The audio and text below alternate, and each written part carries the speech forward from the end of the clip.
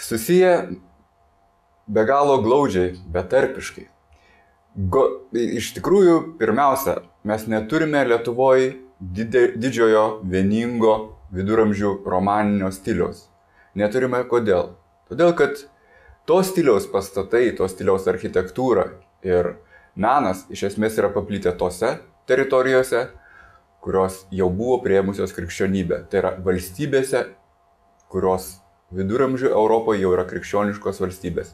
Lietuva valstybės neturi, Lietuva nekrikštyta ir todėl iš romanikos stiliaus mes turime tik vieną kitą nežymę įtaką archeologiniuose radiniuose, kur šitas stilius dėl importo, dėl epochos vėjų, nenori, šiek tiek veikia mūsų tiesiog archeologinius papuošalus.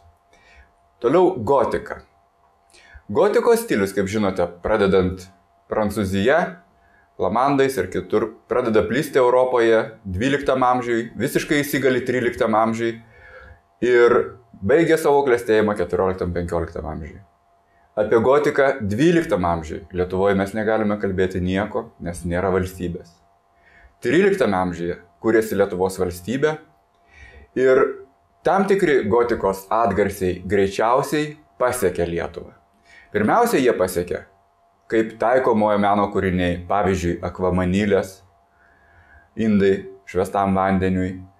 Toliau atsiranda pirmieji pastatai. Tačiau iš esmės gotika, visų pirma, Europoje yra sakralinė gotika. Pas mus gotika jau yra susijusi pirmiausia su gynybos poreikiais.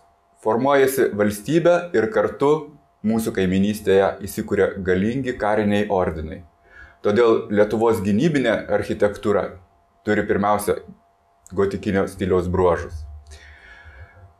Apie Renesansą, ką mes galėtume pasakyti.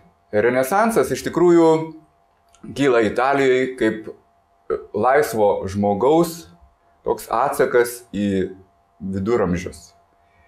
Pas mus Renesanso kilimo laikotarpiu, 14-15 amžiuje, irgi iš esmės tebesitęsia viduramžiai. Mums rūpi dar visai kiti dalykai ir todėl tuo laikotarpiu pas mus klesti gotika. Ir tik 16 amžiuje mes turime vieną kitą pastatą kaip nedidelį renesansinį atgarsį to didžiojo europinio stiliaus. Po to Renesansas visoje Europoje virsta manierizmu, tačiau ir to manierizmo mes Lietuvoje neturime tiek daug. Be abejo, yra jo ir žemutiniai pily, ir architektūroje, ir, sakykime, interjere, ir leidiniuose senuosiuose. Tačiau toks stilius irgi nėra labai paplitęs. Ir staiga yra vienas stilius, didysis epochinis stilius - barokas. Ir barokas jau į Lietuvą nevėluoja. Ir nevėluoja kodėl? Todėl, kad 16 amžiaus pabaiga Lietuvoje įsigali katalikybė, pilnutinė valstybės kristianizacija, jėzuitai.